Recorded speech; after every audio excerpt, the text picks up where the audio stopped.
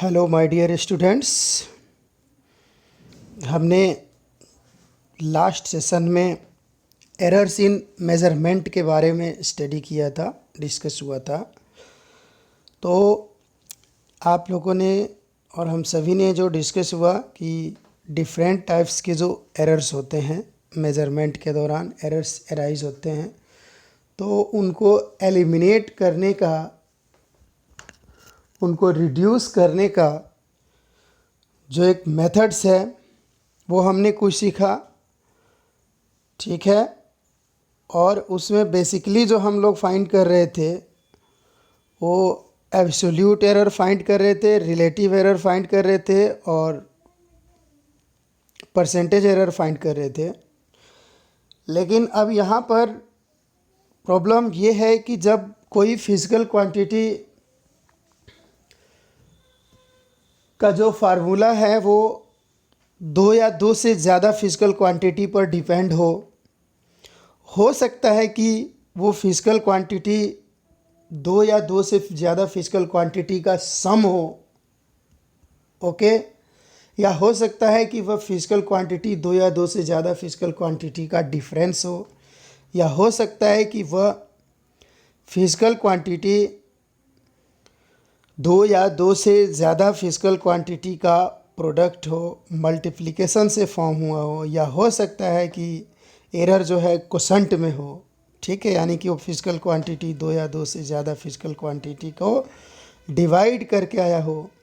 या ये भी केस अराइज हो सकता है कि कोई फिजिकल क्वांटिटी जो है वो किसी दूसरे फिजिकल क्वांटिटी के कुछ पावर्स या एक्सपोनेंट पर डिपेंड कर रहा हो। जैसे कि यहाँ पर एक फिजिकल क्वांटिटी x है और ये इसका formula x equal to a to the power m upon b to the power n है। तो इस तरह के केसेस हमारे डे टू डे लाइफ में अराइज हो सकते हैं। फिर एक और यहाँ पर एग्जांपल है कि x जो है, यानी कि कोई एक फिजिकल क्वांटिटी है जो three physical quantity a, b और c पर डिपेंड कर रहा है, और a का पावर l है, b का पावर m है और c का पावर n है। इस तरह से डिपेंड है, यानी कि x जो फिजिकल क्वांटिटी है वो a to the power l into V to the power m upon c to the power n है। इस तरह के जब प्रॉब्लम अराइज हो तब हम क्या करेंगे, ठीक है। तो इसके लिए हमारा जो टॉपिक है, डिस्कशन है, वो है प्रोपेगेशन और कम्बिनेशन ऑफ एरर्स। यानी कि जो एरर्स इन मेजरमेंट है वो कम्बिनेशन है किसी फिजिकल क्वांटिटी को जो हमने मेज़र किया, तो जो उसमें एरर्स आया वो दो या दो से ज़्यादा फिजिकल क्वांटिटी का या तो सम हो। तो जब सम है हमारे पास तो हम उसके लिए क्या करते हैं, तो यहाँ पर देखिए हमने एक फिजिकल क्वांटिटी लिया x, और ये x जो है दो फिजिकल क्वांटिटी a और b का सम है। तो इसमें जो है x में हमने माना कि x में जो एब्सोल्यूट एरर है वो डेल्टा x है। एब्सोल्यूट एरर तो आप लोग जानते हो कि difference of standard value and measured value, okay. तो जो x में जो एब्सोल्यूट एरर है वो डेल्टा x है, और a में जो एब्सोल्यूट एरर है वो डेल्टा a है, और b में एब्सोल्यूट एरर डेल्टा b है। तो हम सिंपली क्या करेंगे कि जब कोई फिजिकल क्वांटिटी दो क्वांटिटी का सम हो और उसमें हमें एरर फाइंड करना हो, तो उन दोनों फिजिकल क्वांटिटी के जो इंडिविजुअल एब्सोल्यूट एरर्स होंगे उनको हम सिंपली सम कर देंगे, तो हमारा रिजल्टेंट एरर इन मेजरमेंट आ जाएगा फिजिकल क्वांटिटी में। अब दूसरा हमारे पास केस है कि अगर हम क्या करेंगे कि अगर कोई फिजिकल क्वांटिटी x है और वो दो फिजिकल क्वांटिटी a और b पर डिपेंड कर रहा है, ठीक है, और x जो है इस तरह से रिलेटेड है, यानी कि x equal to a minus B, यानी कि दो फिजिकल क्वांटिटी a और b का डिफरेंस है x। तो हमें अगर पता हो कि a में जो एब्सोल्यूट एरर वो डेल्टा a है और b में एब्सोल्यूट एरर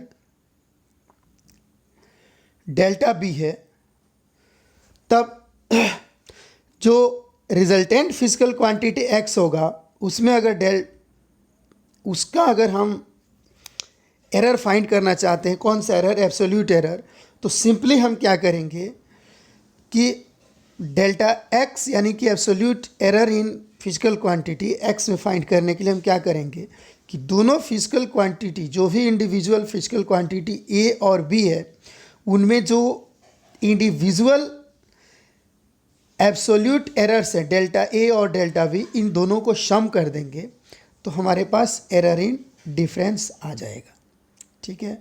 अब थर्ड केस एराइज हो सकता है कि एरर इन अ प्रोडक्ट, कि यहाँ पर हमने लिया हुआ है कि एक फिजिकल क्वांटिटी एक्स है और ये प्रोडक्ट है दो फिजिकल क्वांटिटी ए और बी का। ठीक है। तो यहाँ ध्यान देने की ज़रूरत है कि ए में जो एब्सोल्यूट एरर है वो डेल्टा ए है और बी में एब्सोल्यूट एरर डेल्टा बी है। तो बच्चों, अगर हम एब्सोल्यूट एरर को स्टैंडर्ड वैल्यू या जो भी मेजर्ड वैल्यू उससे जब हम डिवाइड कर देते हैं तो वो क्या बन जाता है, रिलेटिव एरर बन जाता है। तो इसका मतलब हुआ कि ए में relative error delta A upon A है और बी में relative error delta B upon B है। तो इसी तरह से हमने मान लिया कि एक्स में जो रिलेटिव एरर है वो डेल्टा एक्स अपॉन एक्स है। तो एक्स में जो रिलेटिव एरर होगा वो कितना हो जाएगा, सीधी सी बात है, दोनों इंडिविजुअल फिजिकल क्वांटिटी में जो रिलेटिव एरर्स हैं डेल्टा ए और डेल्टा बी, इन दोनों का सिंपली सम कर देने से हमें इस फिजिकल क्वांटिटी एक्स में रिलेटिव एरर आ जाएगा। सम कर देना है वाली। ओके। नेक्स्ट केस एराइज ये हो सकता है कि अगर कोई फिजिकल क्वांटिटी एक्स है जो ए और बी का क्या हो, क्वोशंट हो, यानी कि ए को डिवाइड किया हमने बी से तो वो आया। हो सकता है कि जैसे कि मान लीजिए हमारे पास क्या हो, स्पीड का फार्मूला। स्पीड का फार्मूला क्या होता है, स्पीड इक्वल टू क्या होता है, डिस्टेंस अपॉन टाइम होता है। तो स्पीड जो हो गया वो क्या हो गया, क्वोशंट हो गया, या किसका हो गया क्वोशंट, डिस्टेंस और टाइम का। ठीक है। तो उसी तरह से यहाँ पर एक्स क्या है, ए अपॉन बी है। तो अब हम यहाँ पर क्या करेंगे कि हम यहाँ दिया हुआ होगा कि जो इंडिविजुअल फिजिकल क्वांटिटी ए है उसमें रिलेटिव एरर या fractional error delta A upon A है और बी में रिलेटिव या fractional error delta B upon B है। तो जब इस तरह के क्वोशंट वाले या डिवीज़न वाले केस हो तो सिंपल सा फंडा है कि हम उस फिजिकल क्वांटिटी एक्स में रिलेटिव एरर फाइंड करने के लिए या फ्रैक्शनल एरर फाइंड करने के लिए जो इंडिविजुअल फिजिकल क्वांटिटीज़ हैं उनमें जो रिलेटिव एरर्स हैं उन दोनों को हम क्या करेंगे, सम कर देंगे तो हमारे पास resultant error in physical quantity आ जाएगा। फिफ्थ केस हमारे पास ये अराइज हो सकता है कि कोई फिजिकल क्वांटिटी है और वो दो फिजिकल क्वांटिटी हो और वो दोनों का कुछ एक्सपोनेंट हो, पावर हो। जैसे यहाँ पर एक फिजिकल क्वांटिटी एक्स है और ये यहाँ पर दो फिजिकल क्वांटिटी हमने लिया हुआ है ए और बी।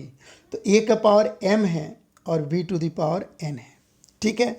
तो जब हम इसमें अगर हम फ्रैक्शनल एरर या रिलेटिव एरर फाइंड करेंगे तो क्या करेंगे, सिंपल, जो पावर होगा यहाँ पर ए टू द पावर कितना है, m है, तो ये पावर क्या हो जाएगा, मल्टीप्लाई आएगा। ध्यान में रखना हमेशा कि जो पावर होगा फिजिकल क्वांटिटी का वो कहाँ आ जाएगा, मल्टीप्लाई में आ जाएगा। तो यहाँ पर पहले आप देख लीजिए कि ए टू द पावर m है तो यहाँ m आ गया मल्टीप्लाई में, b to the power n है तो यहाँ पर n आ गया मल्टीप्लाई में। अब करना क्या है कि a में रिलेटिव एरर या फ्रैक्शनल एरर दिया हुआ है डेल्टा ए अपॉन ए, तो जो पावर है उससे हम क्या कर देंगे, उस पावर m से रिलेटिव एरर या फ्रैक्शनल एरर इन a को हम मल्टीप्लाई कर देंगे, उसका प्रोडक्ट निकाल लेंगे।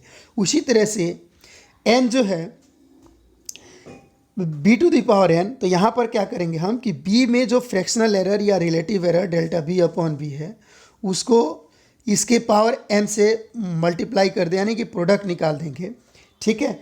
और सिंपली हम इन दोनों को क्या करेंगे, सम कर देंगे तो हमारे पास रिलेटिव एरर इन या फ्रैक्शनल एरर इन एक्स आ जाएगा, और वो कितना हो जाएगा, M delta A upon A plus N delta B upon B. ये ध्यान रखने की ज़रूरत है। लेकिन यहाँ पर एक और कंसेप्ट था कि यहाँ पर A to the power M upon B to the power N, यहाँ पर खुद जो है डिवीज़न वाला केस है। तो ये डिवीज़न वाला केस को हम कैसे हैंडल करेंगे, यही वाला केस यहाँ पर, यही वाला फार्मूला यहाँ से, यही वाला मेथड यहाँ से हम अप्लाई कर देंगे। यानी कि ए अपॉन बी है, तो यहाँ पे आप देख रहे हो कि delta A upon delta B लिखा हुआ है। बस सिंपली क्या किया है कि जो इनके इंडिविजुअल पावर्स हैं उनको रिलेटिव एरर्स में मल्टीप्लाई कर दिया गया है।